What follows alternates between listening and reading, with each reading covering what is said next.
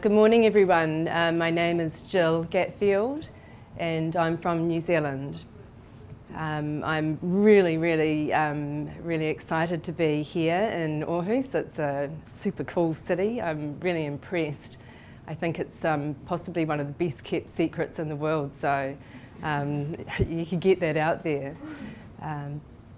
So today I'd like to talk about creative process and particularly how intuition and logic can work within creative process. I guess I'm needing to reference that only to my own practice, to my artwork, because I'm not a theorist on logic and intuition. I'm probably, hopefully, a practitioner of that. This is the cover of the book Abstract Figure that was just held up, and this book, I guess, is an example of a blend between two elements of my practice, which are theory and practice. And I work always within both of those aspects, because it enables me to work across the range of the different, I guess, attributes or skills needed to make artwork. So I see theory and practice as being in simpatico or in relationship with each other.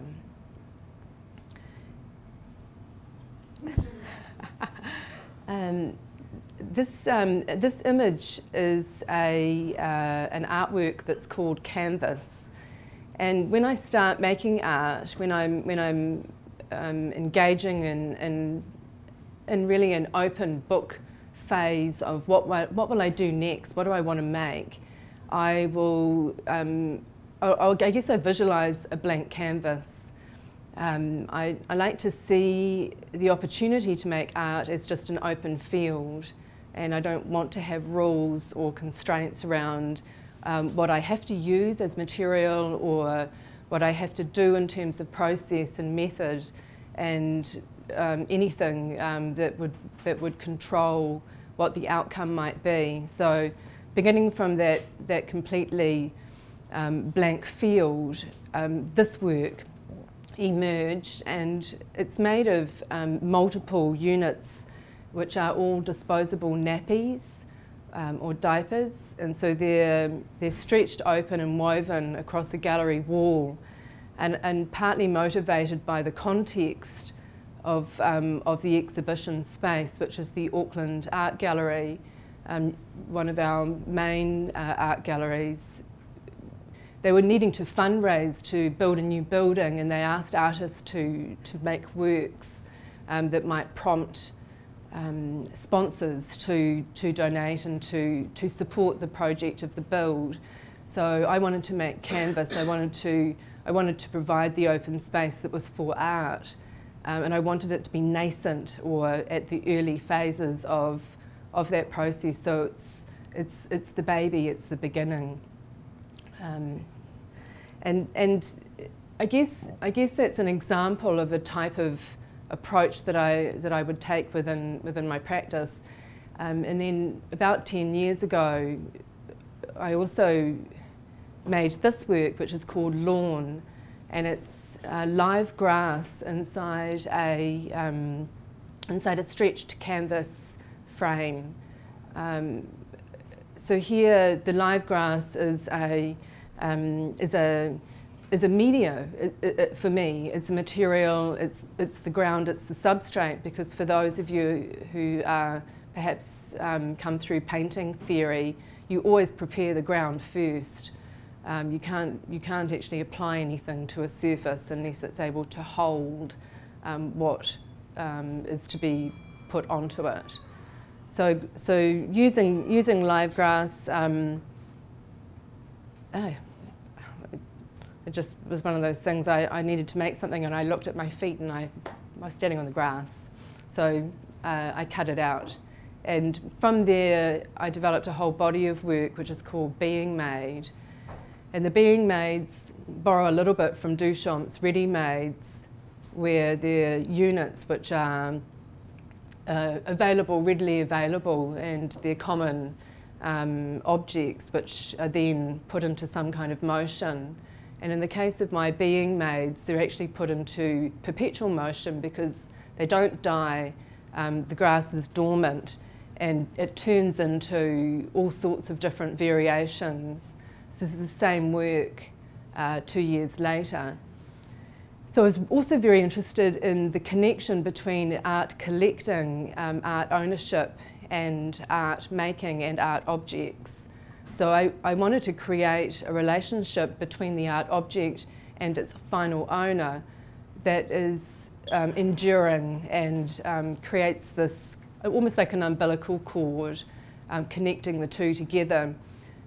Because if you're a collector of this work, you can't go on holiday without having a caregiver, and you actually have to take care of it. You have to notice it because you have to water it if you want it to look like that, and if you don't, you have to bear the consequence. You know, so it's kind of I think art is something that we're all responsible for as cultural objects. They're things that are not. You know, are not to be ignored, really. I think they're important. The creative work is the work of the future, and, you know, is the work of basically humanity. So I like to put that forward in different ways. This work is called Subdivision, and here I wanted to extract the centre out of what I was doing, and see if it made a difference if I pulled it apart internally and tried to see if it had any gravitational pull just of its own. The grass tends to grow always, of course, towards the light, which makes me always want to understand within a space where the light is coming from, whether that's inside or outside. And for me also, one of the things about not just the Being Mades but about my practice in general is the need to enable people to touch. I think it's important for art to be accessible in so many different ways, and touch, as Barbara Hepworth said, you know, the great British sculptor, you know, we start with the sense of touch. And from there, everything else can follow. So I make work for people to touch, which causes curators quite a lot of problems, but that's okay. I work also in glass, and particularly sheet glass. So this work, Half Glass, it's an impossible form, actually. When I wanted to have it toughened, the glass company just shook their head and, you know, didn't want to talk to me. And I kept going back, and I kept doing the maths, and I kept asking, but we could do it this way, or we could try this approach, you know, and let's calibrate the machine this way. And after a bit of persistence, they did attempt to toughen, which means running back through the furnace, the glass, to make it really strong so that it becomes a structural material and can withstand all sorts of weather, and so it's suitable for outside. So after 7 attempts, this was successfully achieved. And fortunately now the glass company believes me that you can make half glass, which of course is you know, is a phrase, the idea of half glass. I'm not sure how it translates into Danish, of a glass half full and a glass half empty. It's about optimism and pessimism. or hope and, you know, I guess failure or giving up. And in this case, you know, there was no giving up. I knew it could be done, and I wanted to see it. I wanted to see it made, and it was and is. So the volume of what is absent equals the volume of what is present. So it is literally half glass. I try to have this balance between the materials, the process, the form, the title, the presentation, the context, and the site, to create that, I guess, balance or interrelationship between those factors, so that you end up with something that speaks on all those levels if you are interested enough or wish to take the time to consider it. So half glass becomes a shadow of its former self and profile. And I'm sorry, you probably can't see, but there's a reflection on this side of the shape of the form, and on the other side there's the casting of the light of the form. So it folds itself out onto the land, and I guess it anchors itself, albeit extremely fragile looking. It's pretty sound. When I place works, I'm interested in how they live in the environment, and how they change, and how people interact with them in the environment. So this is half glass in a high storm, high wind, in a storm in Auckland on an island. Just keeping with glass for a while and coming then into text, which is an element I use in my work. I used to be a lawyer and a writer, and I had to use a lot of words, and that was quite exhausting and very long-winded. So when I was able to, I tried to use as few words as possible, because it seemed to me that much could be said with less.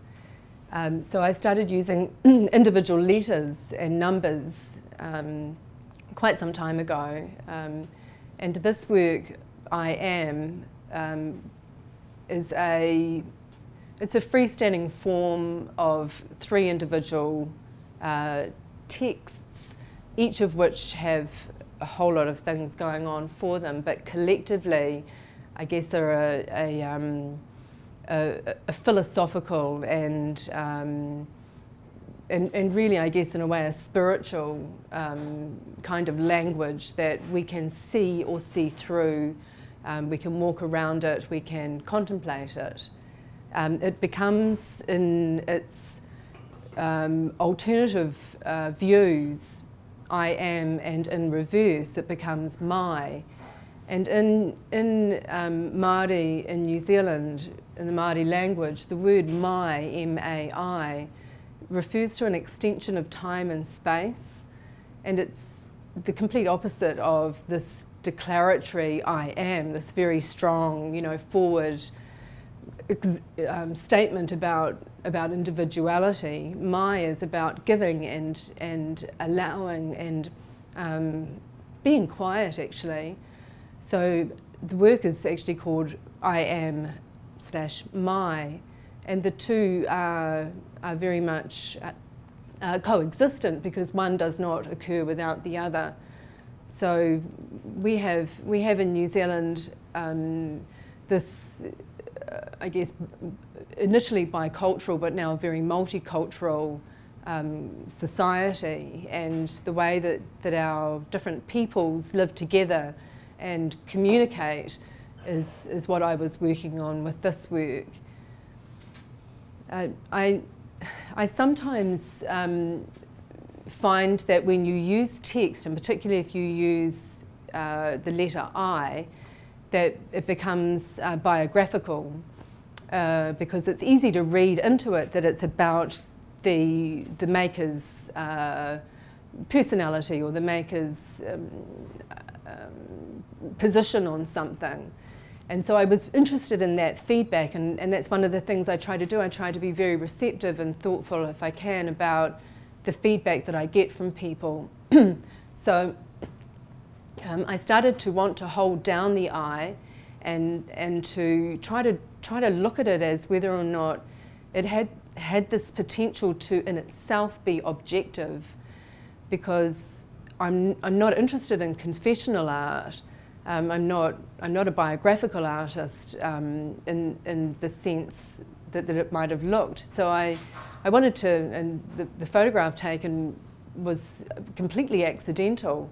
I'm working in a glass factory here, but I'm holding down this eye form because I'm actually laminating it, and we needed a 56 kg weight at the time, and I was 56 kg, so I got on the table. So it was just practical, and someone took the photograph.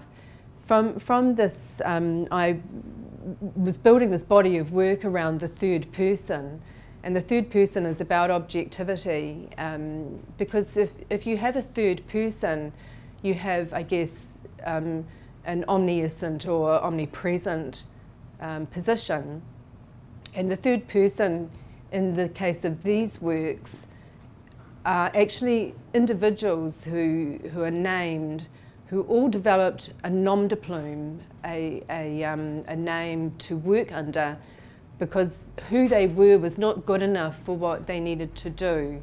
In this case, there was M. Leblanc, who's at the front, and she was a mathematician in the late 18th century in France, whose theory on numbers was really instrumental in a number of developments of both engineering and mathematics.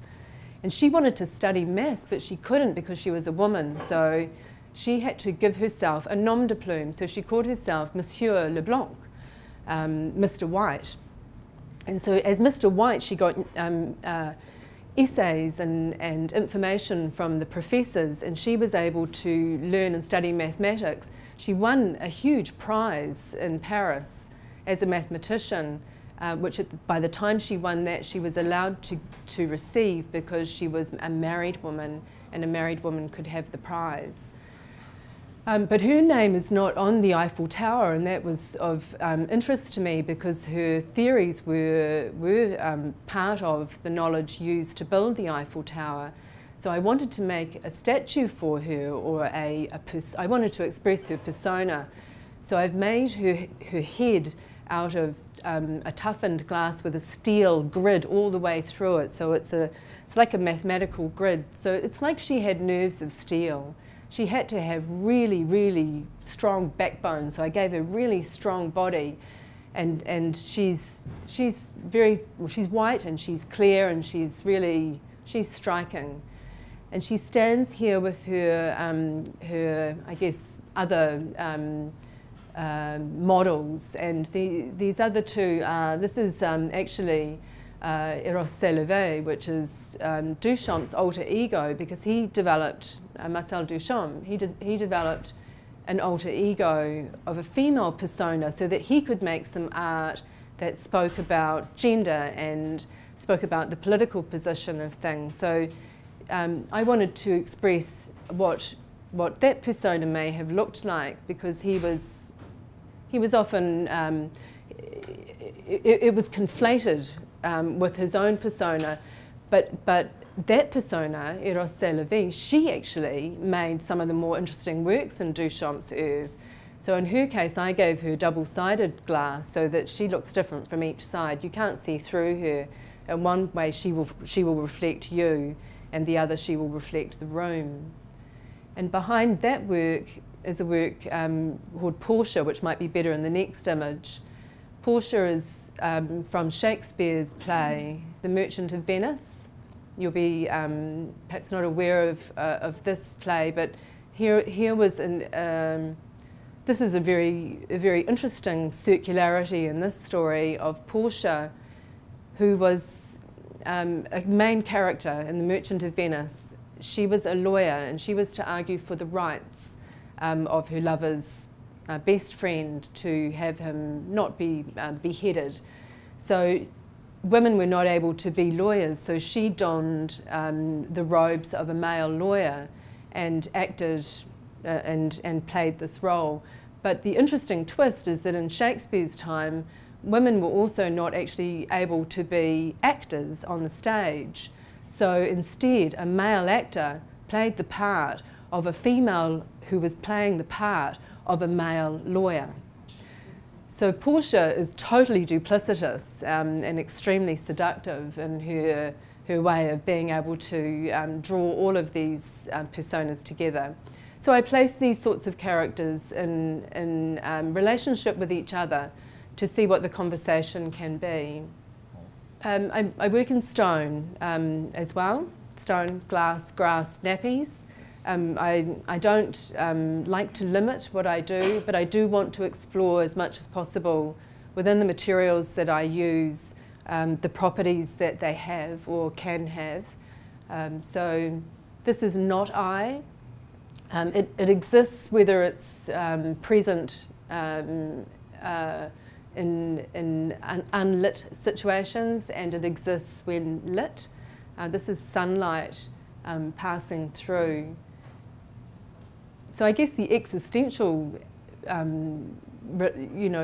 view of this can be that even a suppressed I can still occur. The ego, or the essence of self, I guess the feeling, the humanity of a person will always still be there, even when they're trying to be absent or are forced to be absent in circumstances. And in not I, it's also there in profile, because it becomes one. And the Roman letter I, of course, is as much a one. It's first. It's a term which becomes very interchangeable between numerals and language. This is two. So two is, as soon as you get into multiples, you're starting to read many more things into form and, I guess, content. And here there's a plus sign between the two numbers, which means that there is probably more to come, because there are other plus signs forming on each side.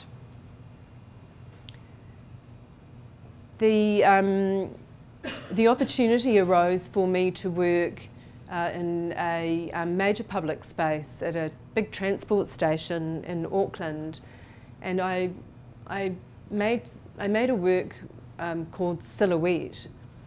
And Silhouette is both a horizontal plane of 20 square metres of a white aggregate made from the pebbles from a glacial river in the South Island of New Zealand, and then the vertical plane is a single form of black granite from India, where I source this stone from, and then have done again for the Kiss.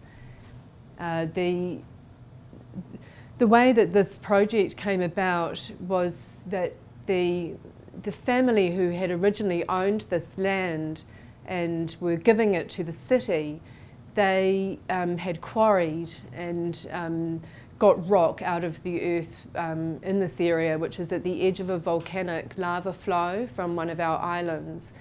And when I looked at the strata of the rock underneath, the volcanic flow actually finishes right here, which was kind of lucky when we were digging a big hole, because I needed there not to be too much rock where I was making this work.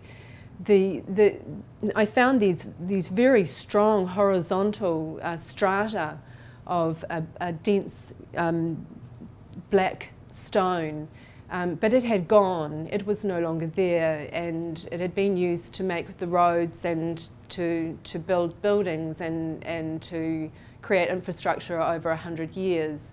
So I proposed that we would return this seam of stone to this place, but we would stand it up now, because now it has become part of our built environment and is an expression of our aspiration you know, to be productive, to engage and to live and share the land. And it's very much about sharing at this place. So silhouette is a manner of drawing and painting where you use shadow and light, and you cast light and you can draw on walls and spaces. And it's an ancient technique that was developed before, in many cases, people had paper, and is used when people don't have paper and pens. So silhouette is the casting of the portrait of someone onto the land or onto a white space. The work, a little like half glass, exists as much in profile as it does at front view. So again, I have the shadow and the light reflected on the ground. Even when it's not present, therefore it is still present. And this relationship between absence and presence is, I guess, a theme that I'm still working through.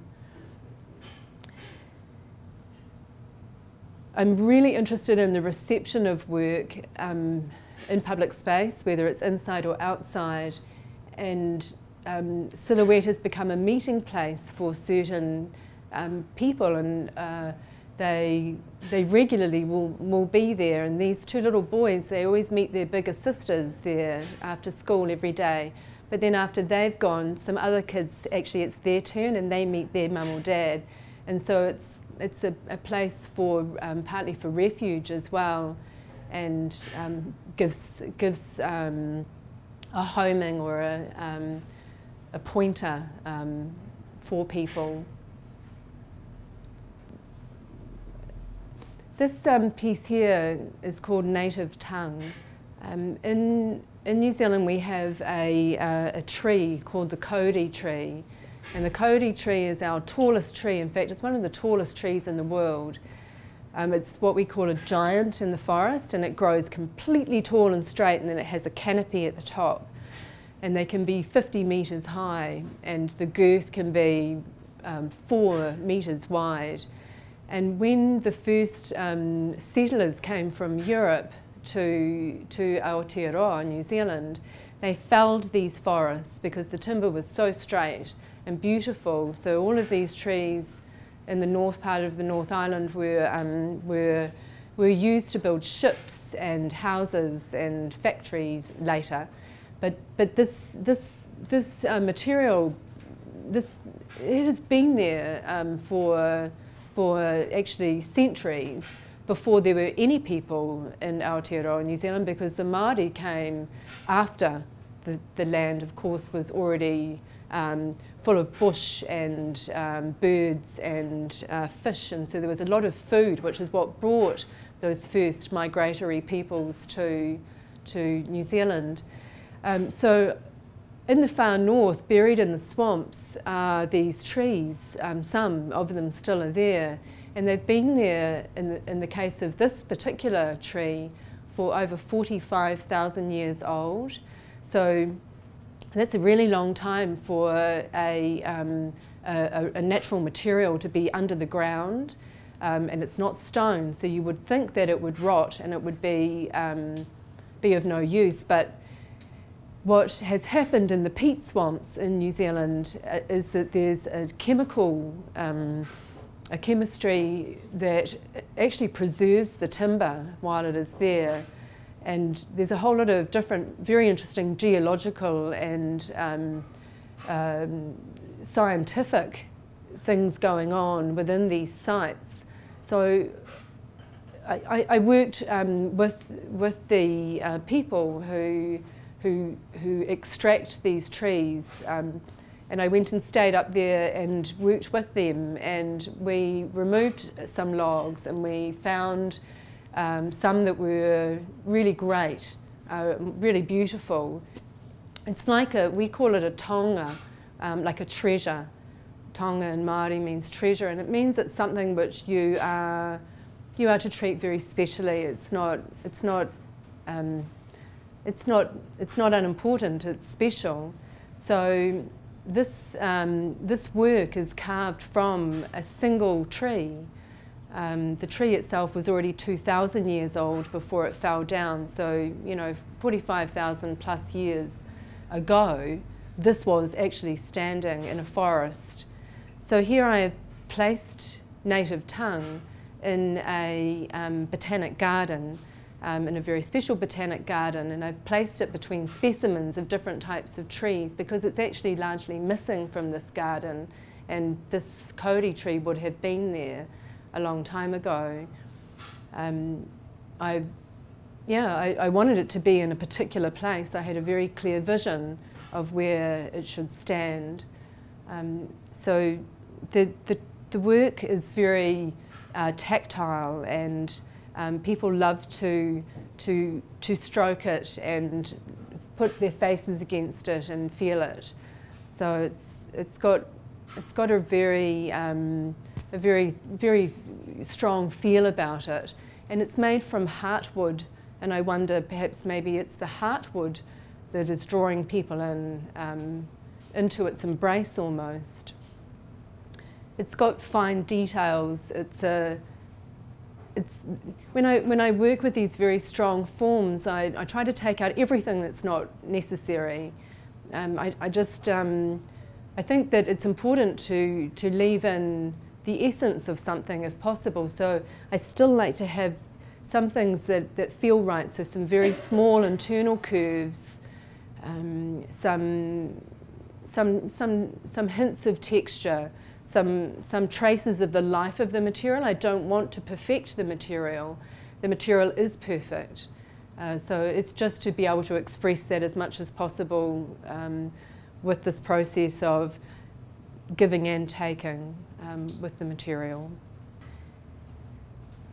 I kind of had the opportunity when I was invited to do Sculpture by the Sea in Sydney to do something that was small, because I had been making a lot of big work, and they didn't want something small, but I wanted to make something that was modest and see if scale made a difference to the impact of the work.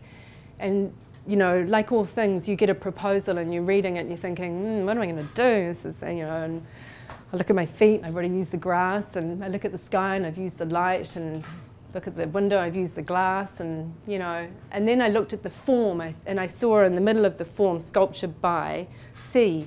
Oh good, that's cool, I can do an X. Because X is also a number, and it's a 10, and it's a multiplication sign, and it's also a signature. In some nations, when peoples have been invaded, or what people wanted their land and they were asked to sign treaties and documents, they would place an X for their signature. And so it's a naming device and a placemaker. It's also a mark on a voting form.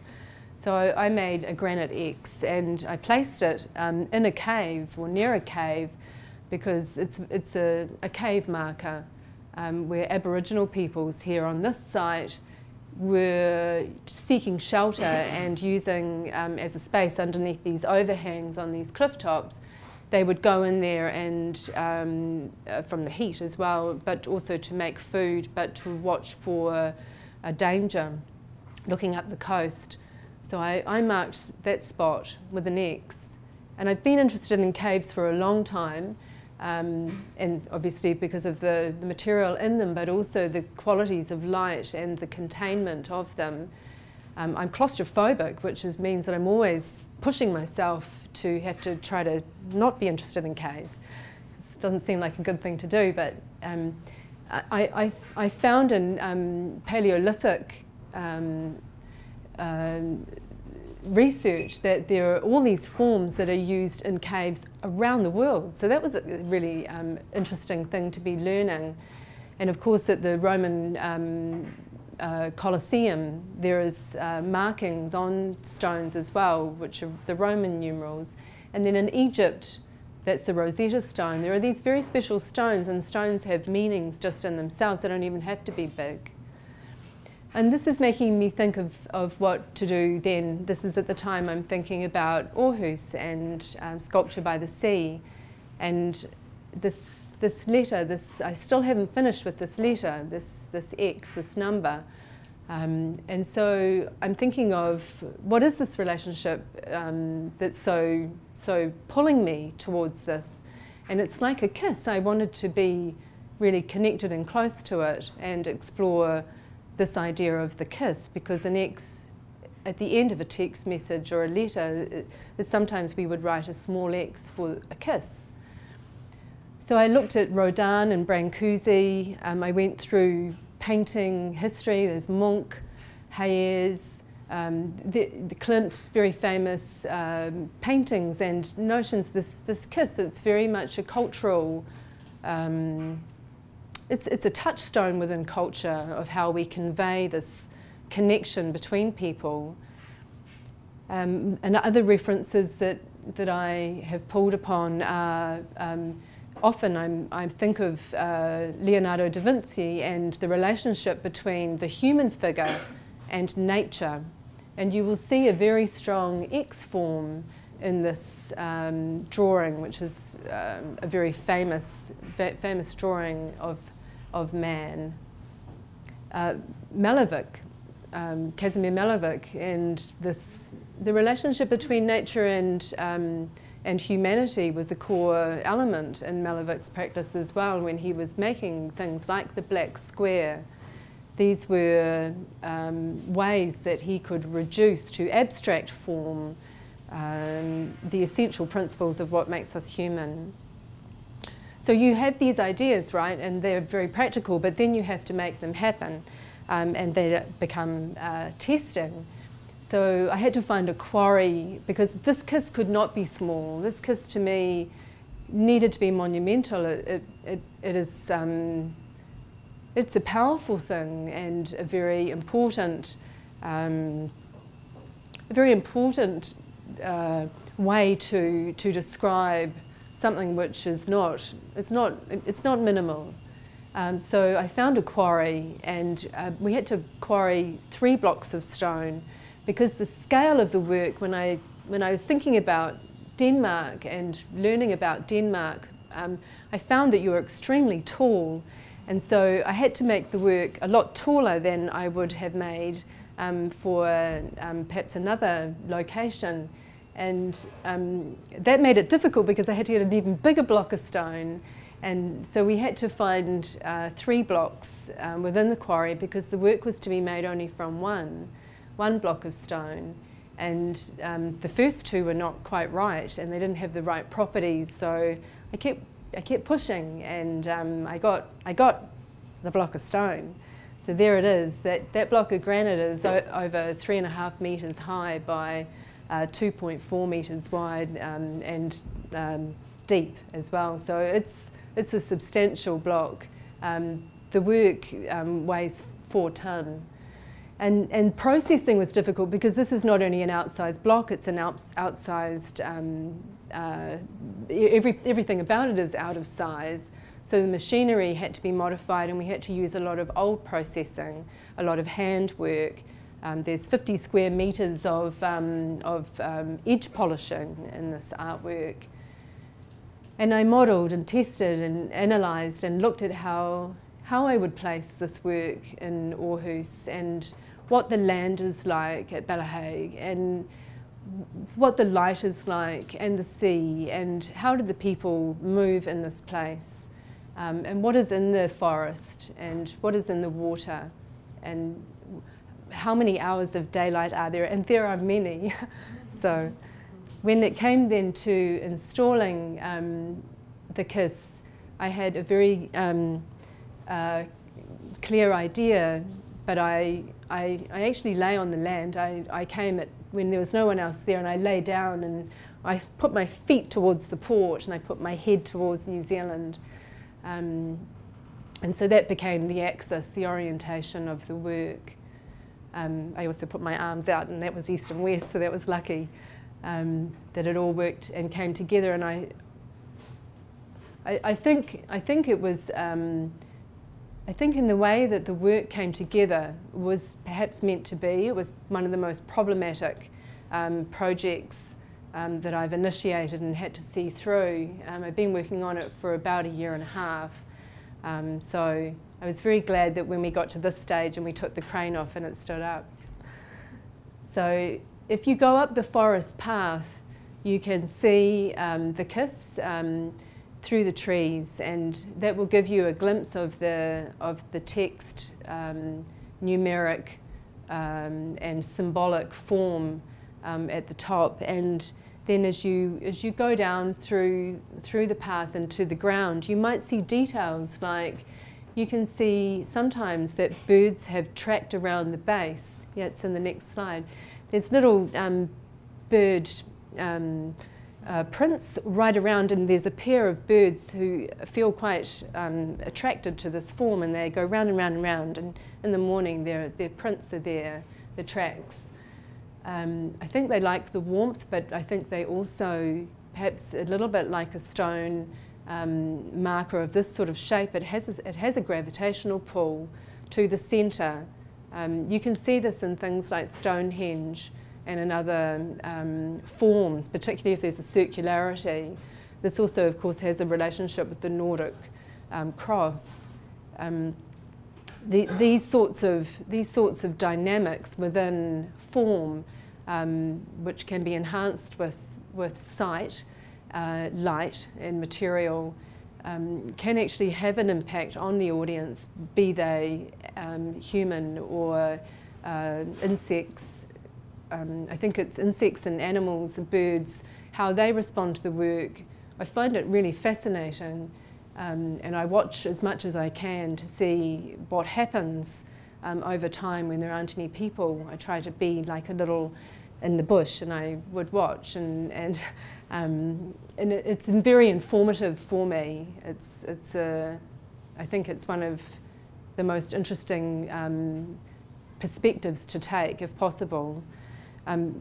Humans are wonderful and playful.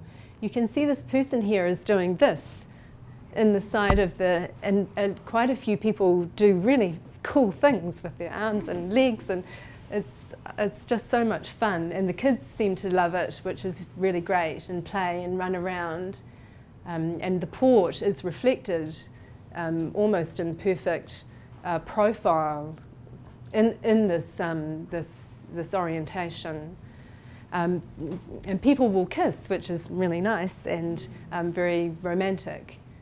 And I think also the way that the reflective materials work is a challenge to us, is sometimes as we want to see ourselves, and initially we're going to, be conscious of our human selves, but then we become in this material and in this igneous stone. It's from the deepest part of the earth. It's from the molten core that hardened, and it connects all these continents. It actually is the thing which brings all of our nations together, which is fascinating. It's found only within certain strata, and we become one sometimes in the face of these very earthy influences. So from I guess from a blank canvas to this kind of seductive form, the progression of this making, of this process,